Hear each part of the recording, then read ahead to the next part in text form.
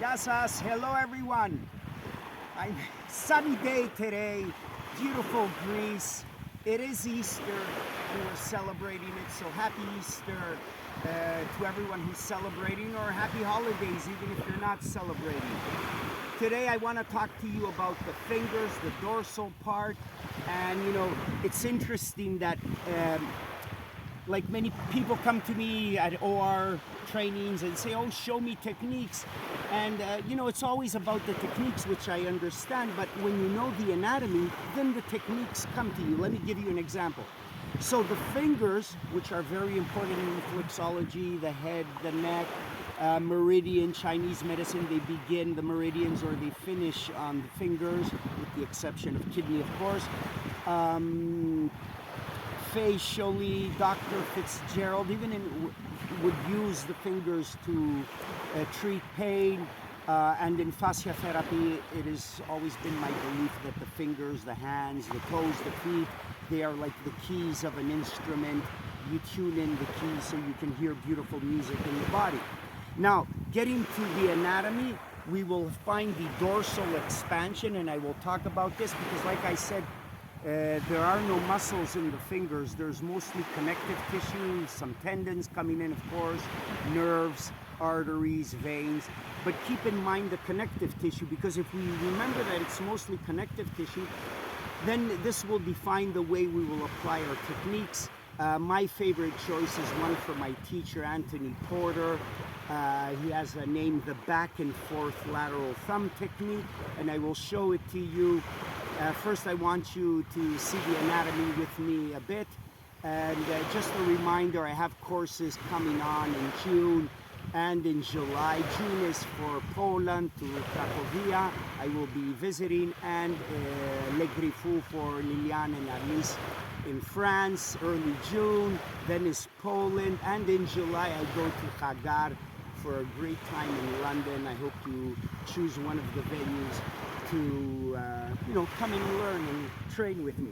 So I will leave the hand here, and if you come on top, we can let's lay down that one of the extensor tendons comes in, crosses the metatarsal proximal phalangeal joint, and the tendon of course continues, but here makes something like a hood, and this is called the dorsal hood.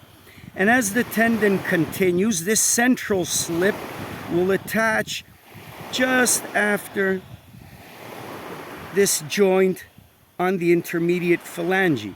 Now from here, what something interesting happens is lateral bands come all around and connect here at the distal phalange. All right? Now what is more interesting is, so this is the way these tendons are structured, and that's why we have mallet toes or hammer toes or different deformities. Now, this tendon must be kept in place, so there are ligaments and facial bands holding everything, and there will be, like I'm drawing in, and of course, even all around will be coming in. Like Band-Aid coming in, Band-Aid, holding everything down. So, and of course, small nerves coming in, small arteries all around. So my point of view, and this is how Anthony Porter would do his technique, he would use his thumb and glide across. The back and forth movement, the back and forth lateral thumb movement. Coming in, pushing the skin first, and then the retinacula, all these bands holding the tissues down, the back and forth movement.